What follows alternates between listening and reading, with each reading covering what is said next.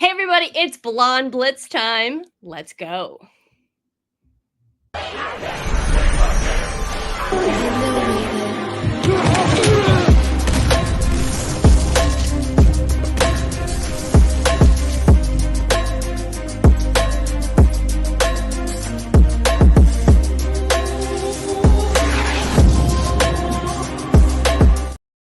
Hey everybody, and welcome to the Blonde Blitz. I'm your host, Deb Whitcas. I have to be honest, I'm not feeling so great today, but the show must go on because we've got a great show for you today. My NFL wife, sister-in-law, and mom. Can you guess who it is? Any guesses? She will join us, as well as HDTV designer Shay Holland, backed by popular demand. Also, Brian Snow of Snowman in the Morning will be here to talk hot takes on week 3. Betting expert Alex White joins us again live, this time live though, from Vegas, as well as Commissioner Cooper will talk fantasy. And as always, former NFL tight end from the Titans and the Bucs, Ben Troupe will be here for week 4 picks. Can't wait to talk with him. So guys, shall we do it? Let's get started with headlines. 6 teams, the Ravens, Panthers, Broncos, Colts, Rams, and Giants, earned their first win of the season in week 3. 5 teams, the Vikings, Steelers, Seahawks, Bills, and Chiefs, improved to 3-0. QB Josh Allen of the Buffalo Bills was named AFC Offensive Player of the Week, completing 23 of 30 attempts for 263 yards and 4 touchdowns. Allen's 4 touchdown passes are tied for the most in an NFL game this season. This is the 13th award for Allen. Rookie QB Jaden Daniels of the Washington Commanders was named NFC Player of the Week for completing 21 of 23 pass attempts in week 3, the highest completion percentage in a game by a rookie in NFL history, beating Dak Prescott from December 18th, 2016. CB Jalen Jones of the Indianapolis Colts was named AFC Defensive Player. Jones recorded 5 tackles, 2 interceptions, and a tackle for loss in the Colts' 21-16 victory over the Bears. LB Jonathan Greenard of the Minnesota Vikings was named NFC Player as he recorded 4 tackles and 3 sacks in Minnesota's 34-17 victory against Houston. Greenard's 3 sacks helped the Vikings become the 3rd team since 1990 with at least 5 sacks in each of their first 3 games, joining the 2021 Saints and the 2000s Buccaneers. Kicker Will Lutz of the Denver Broncos was named Special Teams AFC Player of the Week as he converted both extra points and all 4 of his field goal attempts. Lutz's 14 points scored were the most by any kicker in NFL week number 3. And finally, punter Jack Fox of the Detroit Lions was named Special Teams NFC Player as he recorded 5 punts, with 4 landing inside the 20-yard line, 3 of which landed inside the 10-yard line, and 1 inside the 5. Hey guys, and now for hot takes, Brian Snow from Snowman Media.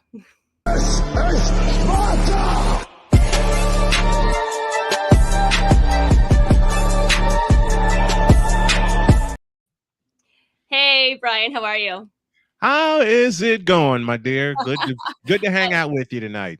I'm so excited that you're here. I always come on your show, and I was like, Brian, you have got to come on my show, right?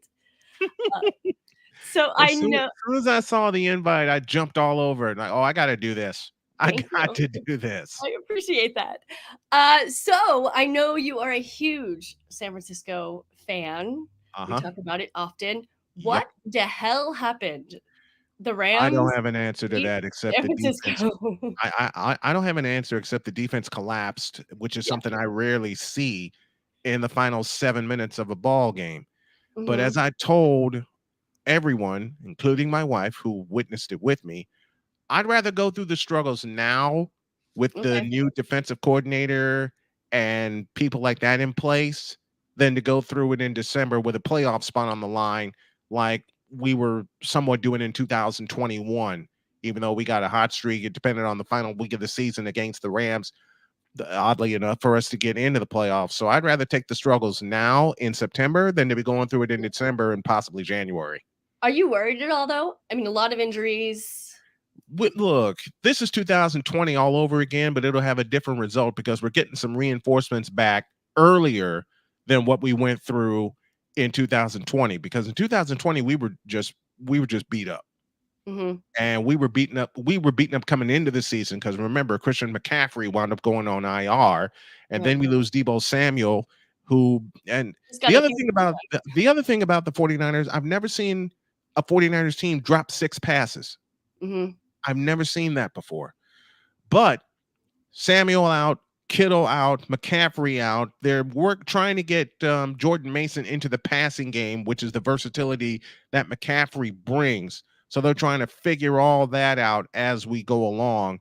But I'll take the struggles now with a 1-2 record and a chance for us to get right against the Patriots before our gauntlet begins than to deal with the gauntlet now, get through that, and then have a couple teams sneak up on us while we're still considerably beaten up in December. Well, and speaking of gauntlet, how bad are the Browns? Oh my Lord. I mean, Deshaun Watson. Gosh. Shall we discuss? I mean, is he washed up? Deshaun Watson is done. Yeah. Finished. $230 million contract in league history. Down the tubes. Yes. Like fully guaranteed. Worst contract in LA in NFL history for sure. But yeah, I mean, and he's got 2 more seasons guaranteed. What the hell were the Browns thinking in making? Yeah. Did you watch? I saw them lose to the New York Football Giants. Exactly. They did. With Deshaun Watson in tow and Deshaun Watson as their starter. And I'm thinking they paid this man over $200 million for what? Yep.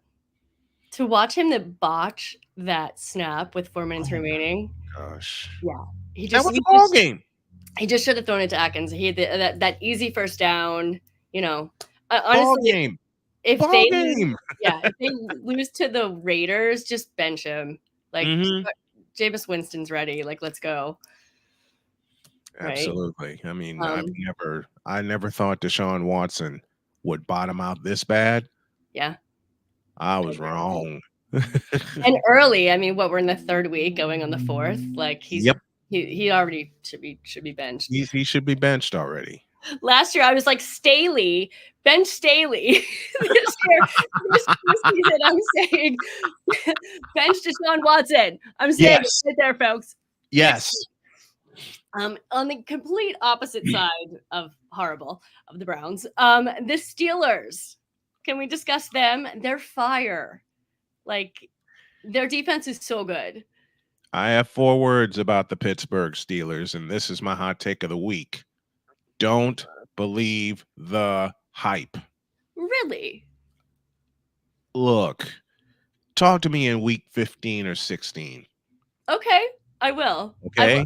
I will do that put a pin in. If I'm wrong, I will sit in front of this microphone and say that I'm wrong. Every team gets a new toy. Okay. Every team gets a new player, and they ball out for a few weeks, and then you put them in a gauntlet and push the plunger, and bingo. This week, Justin Fields will, I don't know. I don't trust Justin Fields against the Colts. Okay. I won't. I trust the defense against the Colts. I trust the defense, but I will also warn of this. Indy's going to figure it out. And this is the week they're going to figure it out. I mean, the 2 things I don't like about Anthony Richardson, his footwork is not solid, number 1. And number 2, he wants to continue to make hero plays when he should be making the simple plays. I agree with that. Yep. A lot of He that. loves the bombs down the field, and Yes, those he few loves throwing the by bombs. very easily.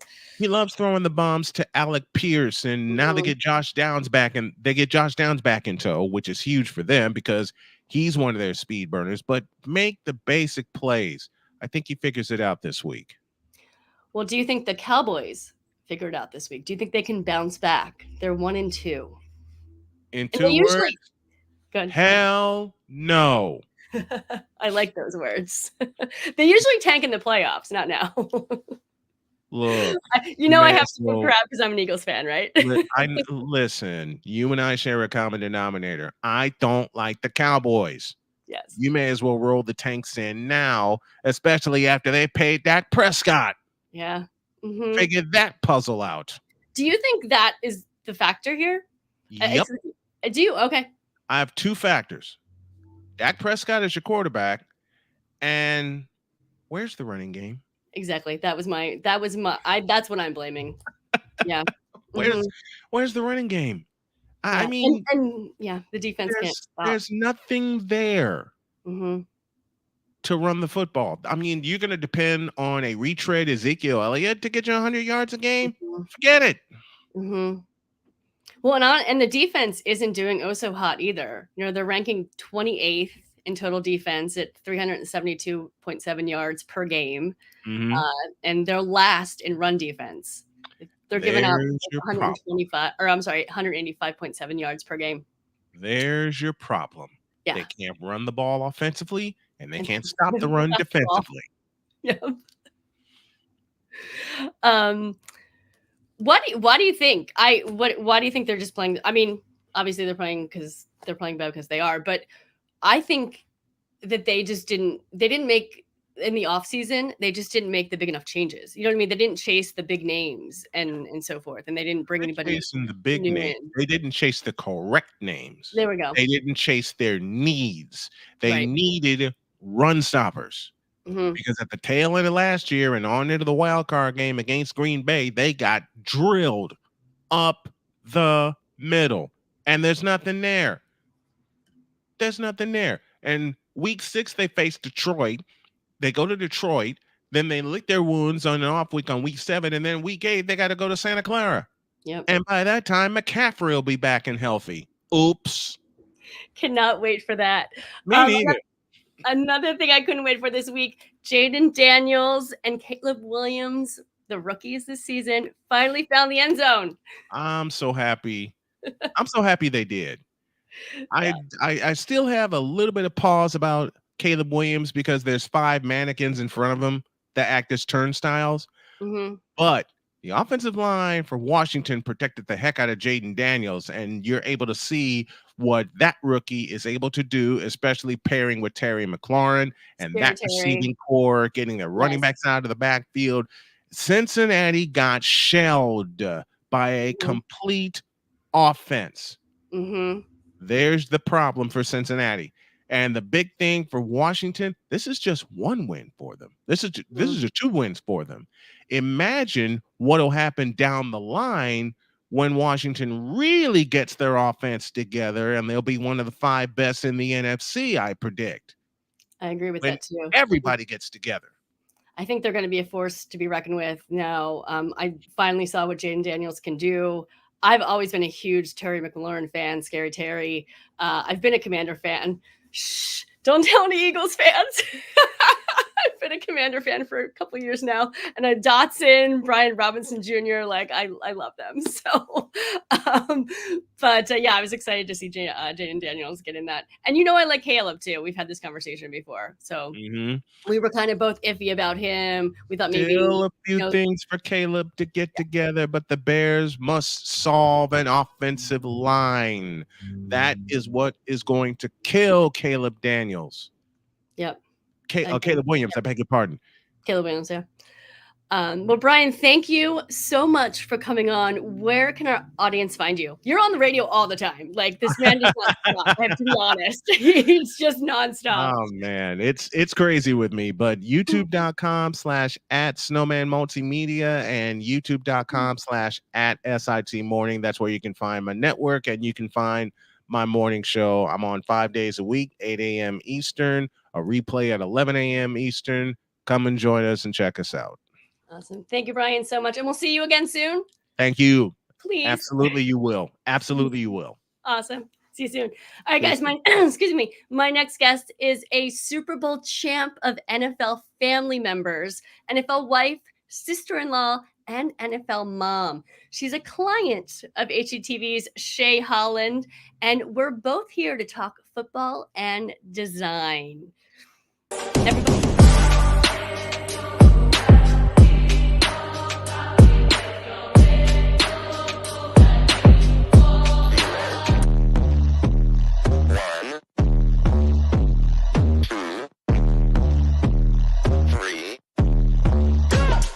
Let's get started.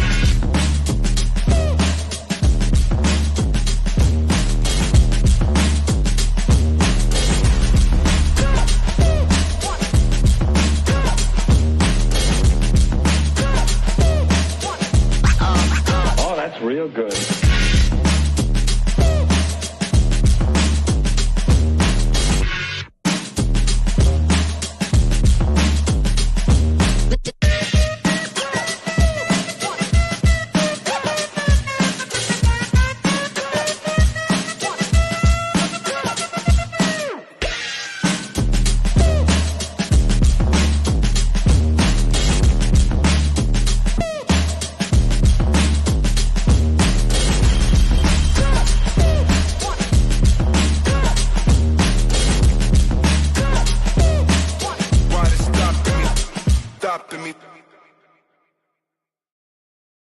Everybody, please welcome Robin Graham and Shay Holland. Hi, guys. Hi, ladies. How are you? Hi. Hi. Robin, I don't think we can hear you. Oh, yeah. You're on mute. Hi, there she is. Hi. Hi, I'm a newbie. You're good. No, we're so happy to have you here. Thank you. I'm happy to be here. So, Robin, I wanted to have you announce who your NFL family is. Well, I married into the Graham family. My brother-in-law, Kent Graham, was in the league for, I believe, 11 years. Mm-hmm. My husband played in the league for 3 years and then played for a year in Montreal. And my son, Corey Davis, has played in the league for 7 years. He retired last year. And so I've been around it for quite a long time. A really, really long time. And Kent played for the Giants. He was the quarterback for 10 years. Your husband's was the Buccaneers center, correct? Yeah, Kent he actually played for several teams. He was with the Steelers too. Yeah. Yep. Steelers, Arizona, Jacksonville. He got around. So did you grow up with NFL ties or? None whatsoever. I just had a dad and a brother that loved to watch it. So always loved football, but no, it wasn't until I met my husband, Dan, in college. And then he went on to play after that. So what is it like, being kind of a part of a NFL dynasty? It's really fun. I love football. I have loved going to games ever since, my husband played in college and then on to watching my brother-in-law. It's really a fun sport. It's also very nerve-wracking. I really enjoyed watching the segment right before this because I'm like, this is what it looks like in our family room, like every day, dissecting these games. And especially when you have currently a son that's been, some of these names are very familiar. So it's very fun and it's also very nerve-wracking and it's all the things that you can imagine. It's a little different perspective when it's a part of your family, but we love it. What is that perspective like? Well, you just know things that a lot of people don't. Mm-hmm. You kind of get the more of the business side of things and some of the less emotional. The fan hype is real, but then as a family and as a fan and a mom and a husband, a wife of a husband that played, you just see things differently. You just know that it's a business, and sometimes it takes a little bit of, you got to grow some thick skin sometimes to be in position that we've been in. Well, and I think also too, everyone kind of sees NFL players as these gods, and when it comes down to it, you guys are just people. You're real families. We're real families. Real issues. Oh yes, absolutely. Very normal. Very normal. We're a solid family. We love each other, and when one of us hurts or one of us has things in our lives that are very joyful, we all celebrate and we all mourn. It's just a part of being a family, and it's been a really huge blessing to have the history with football that our families had. So it really is a very exciting and short-lived part of our lives, Right. And Shay, I know you and Robin speaking of history, you've had a history as well. You guys have known each other for years. How did you guys meet? And tell me that story. It's funny because actually Robin and I haven't known each other for years, but my family lives across the street from the Grahams for decades. And so the families have been connected, but Robin and I only met a couple of years ago. And it was shortly before my HGTV series aired. And then she offered to throw a launch party at their home in Arizona for that HGTV show. And that's as soon as I walked in and saw how it was designed. And I think one of the first questions I asked you, Robin, was because it looked like the house was built around the furniture because everything fits so beautifully and perfectly. Even every little nook, the piece would fit perfectly. And she said she had done it all herself. And I'm like, we're going to be fast friends, even though I've known her husband since I was a kid and her brother-in-law since I was a kid. But I just recently met Robin, and design was it. That was it. Good connection. Yeah. Oh, for sure. Robin, where did you get your interest in design? I don't know. I think I was born with loving art, and I was born with a creative mind. And, I look back at photos. I was looking through some photos earlier today, back from even like 10, 15 years ago. And just to see how my style has kind of changed through the years. I feel like I look back and I'm like, ooh, what was I thinking? But it was really what was going on at the time, So I love beautiful things. I love a cozy, warm home. And I do everything I can to make it a cozy, beautiful space for my family and for me. And so that's been a very, very fun part of my creative process. And Shay, do you have any questions? No, well, I'm just listening. I'm so fascinated. It's funny for me to be on this side listening. Right. Because, just having watched this family grow for years. And I remember going home one year, I can't even remember when it was. And my mother, I think it probably was in the teenage years, and my mother saying something about Robin and her bedroom. And it was so beautiful. It was the most beautiful room she had ever seen. And I think at the time my brother was playing football with both Kent and Danny. Mm-hmm. And so it was just, all these stories that I would hear about, Robin's decorating even back then. I love it. So how does Robin, how does having athletes in your family kind of influence your design? Well, first of all, I try not to let that take over just stylistically what I love, but there are some key things that I think about. Like, we're currently designing a new home for our family, and the things that we plan for are, I like wider hallways because we've got linemen, Mm-hmm. and maybe taller ceilings, or, two dishwashers instead of one dishwasher, or two washing machines and dryers, rather than one, and just things that a family uses. And especially when you've got just massive amounts of clothing and large food. Yes, like extra large refrigerators and freezers. I mean, there's just things that you think about differently when you are living the lifestyle that we have. So yeah, taller countertops and, the Graham families, they're larger stature. So we just kind of think up everything we can do to make taller or wider or bigger is good. Yes, definitely. The Graham family, I have a funny story to tell you about that. When I was staying at Robin and Danny's recently in Arizona, we had all gone to bed and I went upstairs. They had a whole separate suite for me. And I realized I could not get in this platform that was so high. And I'm on, obviously, the shorter side, like the Holland family. And it was too late for me to call them to ask for like a chair or something. Even the chairs were so heavy. There was no way for me to move one from the living room into the bedroom. And I thought, my goodness, well, how am I going to get into this platform bed? And I thought only the Grahams would have a bed this high. That is, even the kids are, have I outgrown me. had such a good laugh about that the next morning. Because I think you thought about it the next morning and Yeah. you were like, Shay, I just realized, how did you get into the Pretty bed? sure you launched yourself up on that bed, you said. Yes, I had to be an Olympic diver practically. I took a running leap and leaped into the bed is the only way I could get into it. It was absolutely hysterical. Because they're on the guys in her family are all well over a foot taller than I am. So it makes sense that, everything is higher, everything is bigger.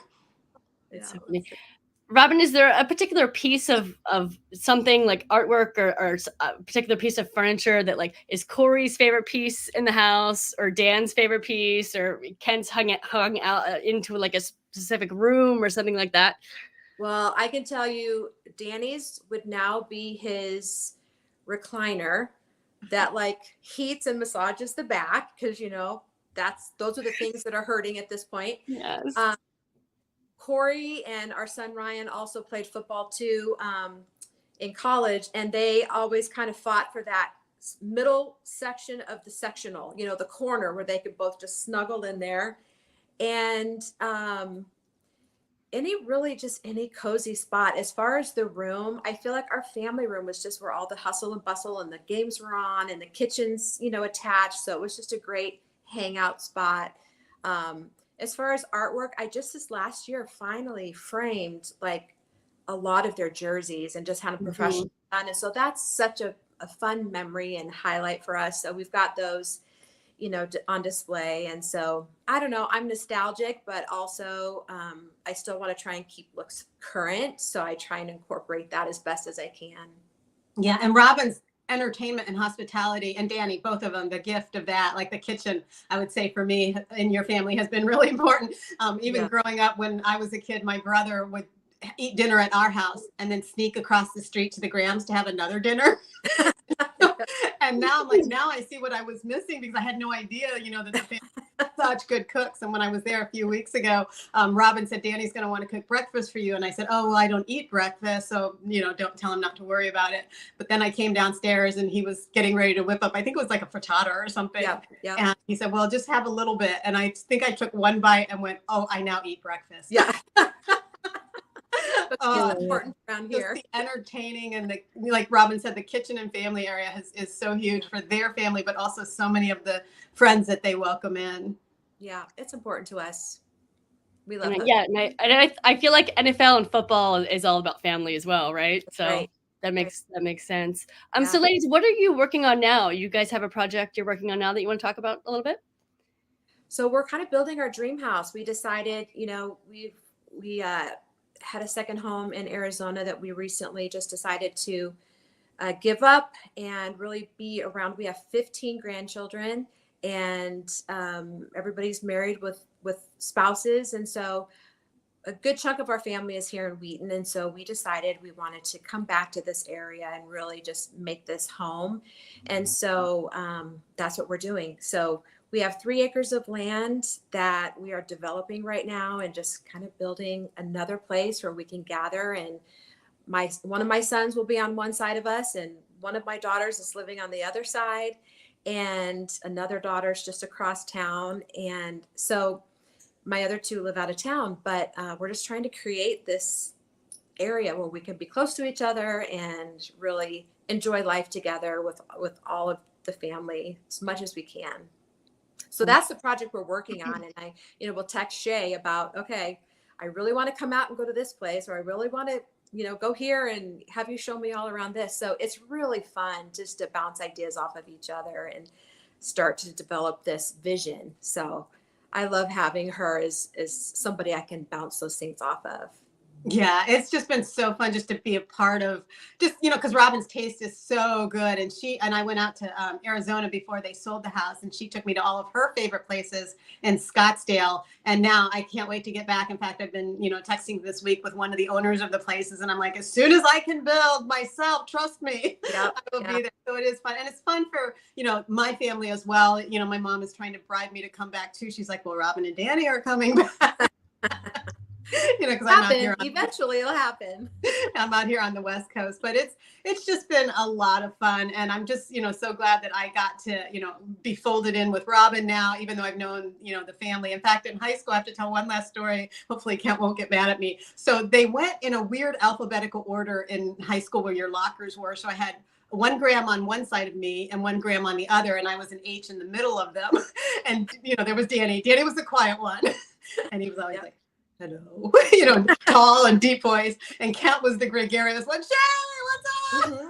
Still is that way. It's still exactly that way. So I had these twos, they were well over 6 feet in high school, both of them too. And then me down there in the middle. And so it's been fun to just, kind of grow with the family over, all of these years. And now to see them moving into this homestead that is being built from the ground up. I don't know if Robin got to mention that. There's nothing except a pond on the land right now. So it's going to be amazing. Yeah, we're really excited.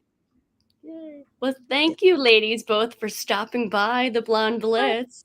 Thank you for having me. It's been really Absolutely. fun. Our pleasure. Shay, where can we find you? You want to give a shout out to your socials? Yeah, just mainly at Shay Holland Official on Instagram is probably the easiest place to find me. Awesome.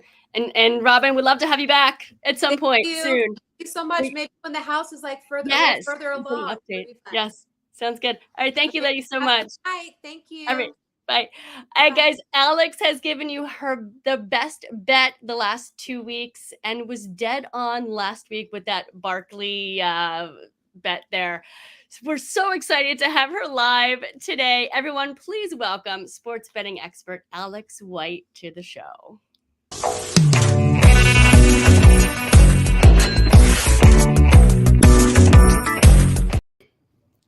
Hi, Deb. Hi. How are you doing? Good. You are coming to us live from the South Point Casino Hotel. I see you at the casino. Yes, I am. I am in the studio. I figure if we have this beautiful studio, I might as well use it. So that's where I like to shoot my clips, do my live hits like this. So it's a lot of fun. I love it. You were so right last week with that Barkley best bet. How did you know? Well, a lot of it is not overreacting, right? And the Saints have just looked so good, but you're going to find a time where you could capitalize, and getting points with the Eagles is just, it's way too tempting. I actually had that game a pick. I thought it was just an even matchup. So taking 3 points, I thought there was value there. Didn't really expect them to win it outright, but I knew that they could. But we had to wait for the very end of that game, right? It was a low scoring, and it came down to the very final possession. But it really did. It had me on my toes for sure, being the big Eagles fan that I am. So let's talk about women in sports. How did you get into sports betting? So my grandfather, actually from New Jersey, moved here when he was old enough to start betting on sports, and found a job at a casino and started, betting professionally. And then my dad followed in his footsteps, and he loved the method that my grandpa used, which is a power rating system that a lot of people use today. They have a power rating for each of their team, make their own line, compare it to the books line. So that has been passed down to me now, 3 generations, and both my dad and grandfather are still betting, are still making numbers that I get to see weekly as well, and kind of see where I am and how I'm doing through the last few years and learn from them. So wait, you have to explain the power rating. Okay, I'm learning as we go. Okay, so the power rating, you want me to dive into that more? Well, just a little bit, yeah. Okay, so for a lot of people do it different, but my family is all about each player has a power rating, right? How good is a player? Saquon Barkley, one of the best running backs. He is, worth 7.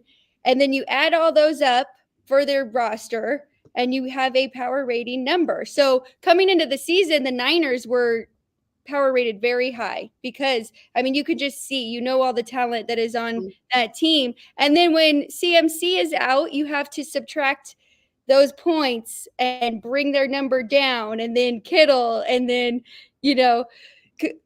Cooper Kupp for the Rams. It just so every player means something to the power rating, and then you compare them and make a number. And that's kind of how the books do it, right? Because they want to get action on both sides. They can't just say who do you want to bet on? If it's the Panthers or the Niners, right? Everybody would say, yeah, I'll take the Niners. So they have to try to make it even. We'll give you a certain amount of points. You're trying to do that too, and trying to see if you can beat them and have a better number of where you think which team is, how much better which team is to the other.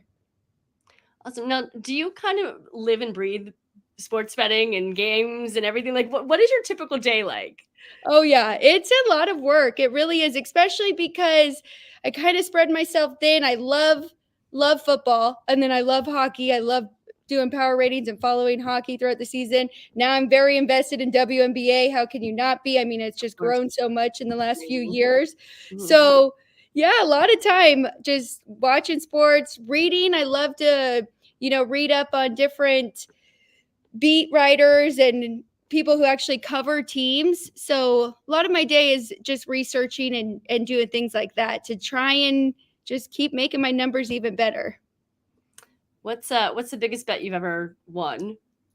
Well, I did win a contest, so I have to consider that the biggest bet. It was $100 buy-in, and it was $100,000 prize. It was college football last man standing that the Station Casinos has.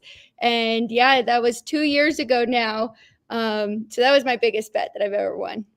All right, and we've had a conversation before. I'm not a bettor. You were kind of giving me some pointers when we met at Super Bowl.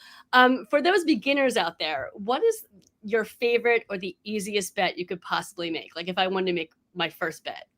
See, that's a tough question. I think it depends on who you ask. But for me, I would say a total.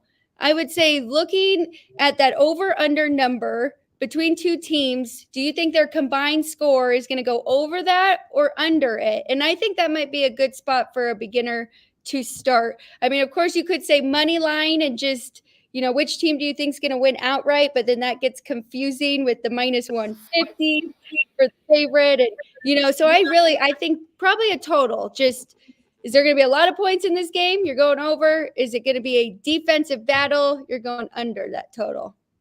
Got it. So let's talk a little bit about week 4. What is your best bet for week 4 for us?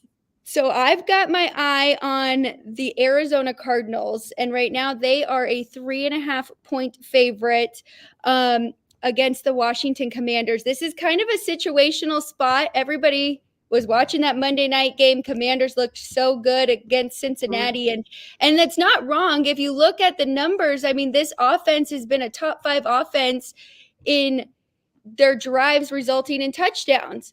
But on the flip side, if you look at their defense, 50% of their opponents' drives have resulted in touchdowns. So that's where I'm worried about the Commanders in this game. Back-to-back road games, coming off that big upset over the Bengals.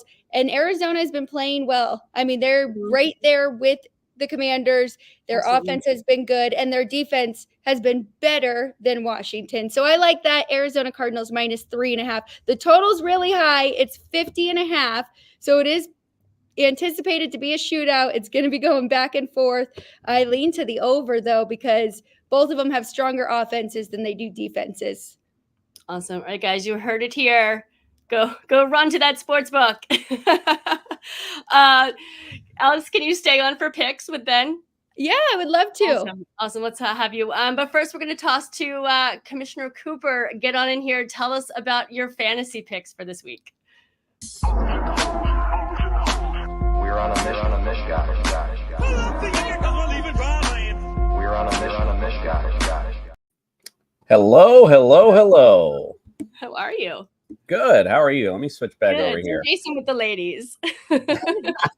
Hello, Alex. Nice to finally meet you. Nice to meet you too. I'm excited to hear your fantasy picks for this week. Absolutely. It's so funny because it was almost like it was a perfect segue, actually. I'm going to do basically like I did last week, give you guys a ultimate DFS lineup. Go to Underdog Fantasy, use that promo code BLONDE. We'll double that deposit up to $100. And let me give you a nice stack to play this week. Alex, again, perfect segue. My QB of the week, Kyler Murray, a little more expensive. He comes in about $6,800. You're going on a $55,000 budget. So he comes in a little bit extra, but there's a reason I'm paying up this week. Washington is dead last. Horrible secondary and a horrible front seven, quite frankly. So you see quarterbacks really get off. Even Joe Burrow, who's been struggling a little bit, got a little bit with the Chiefs, but that offense hasn't been quite right. Even Joe Burrow had a decent week last week. So I like Kyler Murray a lot. You're starting to see that offense starting to click a little bit. Alex just alluded to that earlier. So I like to see Kyler Murray big this week. So as I spent a little up on the QB, I went a little bit down on the running backs. We have to find value. And a good value play to me this week is Zach Moss with the Bengals, talking about them earlier, playing the Carolina Panthers, who are 31st against running backs. Now, if I'm the coach of the Bengals and if I'm a Bengals fan, you're probably like, Zach Moss, it's obvious to everyone that Chase Brown's the better running back in this offense. But for some reason, they are facilitating the football to Zach Moss consistently. So in fantasy, you want touches. You want guys who are getting the ball. Zach Moss is a good value play coming in this week against Carolina. DeAndre Swift is my other running back. And I know you're like, what? I have him on my fantasy, by the way. Right. So you already are thinking in your head, like, are you kidding me right now? This guy's done nothing all year. I know, really nothing. This is the week to do it if he's going to do it. Now, all preseason long, I was pretty high on Swift because all the talk at a camp was all you could see was these little dump offs to Swift, and he was taking them to the house. Then we saw preseason, and he did the same thing. Bottom line is Swift is a home run hitter. They are playing the Rams, who are, guess what? Dead last against fantasy running backs. So he comes in as a good value this week because, of course, his value is not very high. So that's someone that I would target if I'm building the stack this week, coming in at a good value play. Then I got the nice stack. I paid up a little bit here, and I got Marvin Harrison Jr. to go with Kyler Murray. Now, as of today, I just saw he just came up questionable. So just mark that down and pay attention to that. I don't think it's nothing major, but I would just keep that in mind. But, it's starting to click with him and Kyler. And quite frankly, you have Trey McBride, who is also kind of hobbled. He had a concussion, and we know how those goes. We're not really sure if he's going to be starting this week. Either way, if he does start, if Jerry Rice invokes himself back into the league, it doesn't matter. Marvin Harrison Jr. is the main man with the Cardinals. So I like that stack a lot this week. Going for a little bit more value here with George Pickens. We were just talking. I know you guys were talking about Justin Fields, and Snowman's not big on him. And again, he's right to be because he runs a lot. But George Pickens against the Colts, who are 28th against receivers, to me is a good play. The main man in Pittsburgh. I think they're going to see a little bit cracked in the Steelers defense this week. I like Anthony Richardson to bounce back a little bit more, although the Steelers D is tough. So I think you'll see, though, they're going to have to throw a little bit more than they normally do in the matchup. And then at a great value, Jawan Jennings. I mean, if you didn't hear about this guy last week, wake up. I don't know what NFL rock you're sleeping under, but, the fact is with the injuries, the Patriots are 27th against fantasy receivers. Now, if Debo comes back this week, if Kittle comes back this week, yes, that diminishes his value. However, even when they were all there, Jawan Jennings was still getting red zone targets and was an ultimate part of this lineup. So I think Jawan Jennings comes in as a great value this week. Tight end, Dalton Kincaid started to finally see a little bit of connection between him and Josh Allen last week. I like to see a little bit more of that this week. And I think in a game that it's going to be a back and forth with Baltimore. Baltimore, by the way, 31st against fantasy tight ends. Now to my flex play. And man, I had to go value because I spent so much money. I had to go real value here. So deep diving into it, I found a little nugget with Josh Downs from the Colts. Anthony Richardson's favorite target, and he was back last week, but of course, when you're getting acclimated from an injury, it takes a little bit to come back. Still like him again. Pittsburgh is tough. They are 4th against fantasy receivers, so it's a tough matchup. But if you're gonna go value, I felt that was like the good value play there. And then I picked America's team, Miami Dolphins. Not quite America's team as of late. But they play on Monday night and play the Titans, who, quite frankly, still have not woken up from their offensive slumber. So I like that matchup, at least on the defensive side, for the Miami Dolphins. So that's my stack. Go use the promo code Blonde with Underdog Fantasy, and we'll double that deposit up to $100. Play that last week. I gave you one. I did pretty well. I scored about 150 something points. Wow. Pretty decent for a stack. So check this one out this week and let's see what happens. Awesome. Well, Jason, thank you so much for all of that. I need to again rewatch it and do my picks accordingly. But is Ben on? Ben is ready. Yes, ma'am. Amazing. Jason, do you want to stick around for picks too? We can have Sure, all four of us talk if we want to. Might be too much, but more the merrier. More the merrier, right? Guys, please welcome Ben Troupe, former tight end for the Titans and the Buccaneers, to join us for picks for week 4.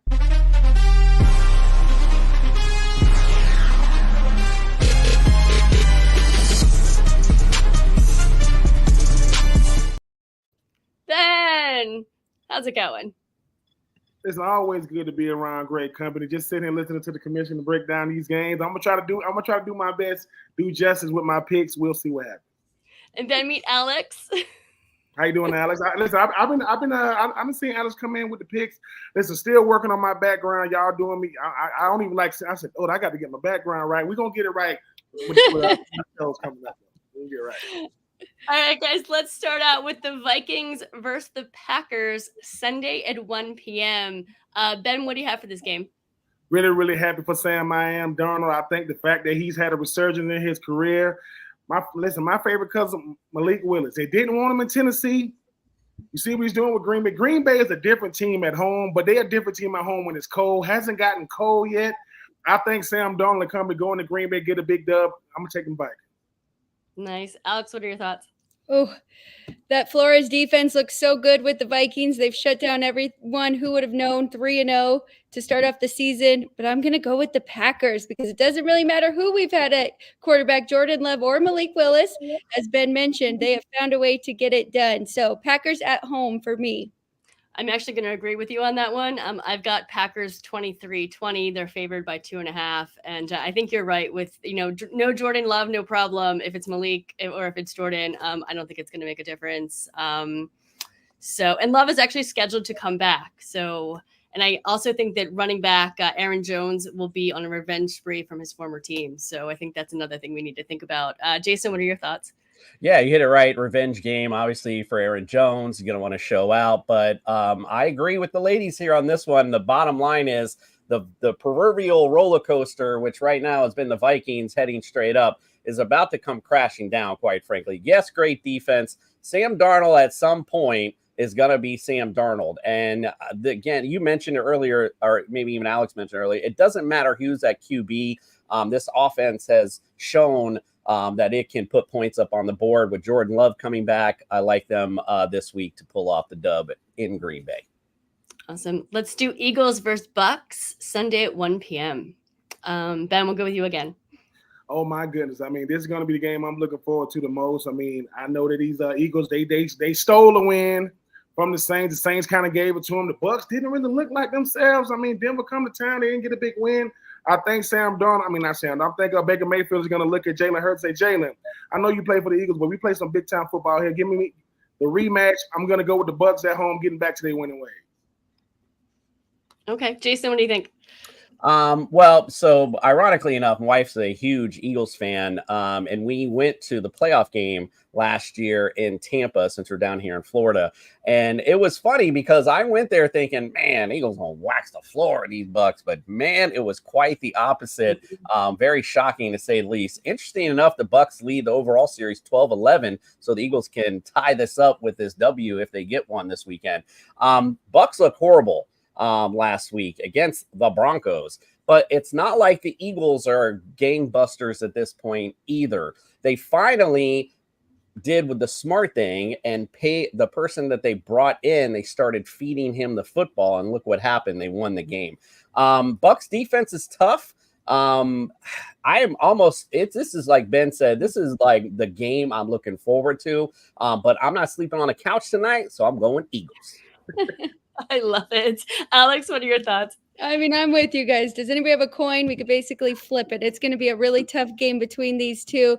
I think Baker Mayfield, Mike Evans, Chris Godwin. I think they will figure it out. But on the other side, I made the Eagles a 2.5-point favorite on the road. I'm going to go with them. Impressed with their defense. If you can slow down that Saints offense, if you can keep that rolling, I think the Eagles get the win here. And I agree with Alex. The Eagles defense finally woke up. Vic Fangio, I've been waiting to see what they were going to do. I was impressed last week that they held the Saints. You know, the Saints were fourth. They had 91 points in the first 2 weeks. They held that. Their offense there. But I saw a quote by Jeremy Clough. If Denver can rush for 136 yards on Tampa Bay, how many yards can Saquon Barkley and the Eagles gain? Interesting enough, too, that the Bucs are still the only NFL team not to allow a passing TD. So we shall see. That's interesting. We'll see about that. I think the Eagles will be out for blood because the Bucs knocked them out of the playoffs last year. I'm going Eagles 30, Bucs 27 on this one. It's going to be a tight game. Let's move on to Chiefs versus Chargers Sunday at 4:25 p.m. Ben, what do you got? Chiefs escaped my Falcons at home. You know, they should have suffered their first loss of the season, but the Falcons gonna do what the Falcons do, find a way to lose the game. The Chargers, I mean, I don't know how healthy their starting QB is right now. I know the Harbaugh effect has been taking hold, kind of got brought back down to earth a little bit. J.K. Dobbins, I mean, my goodness, just feed him the rock. Yes. But I just think at the end of the day, Kansas City is Kansas City for a reason. Travis Kelce might not have 6 catches on the year, and they still undefeated. That's scary. Because he ain't even got into the offense yet.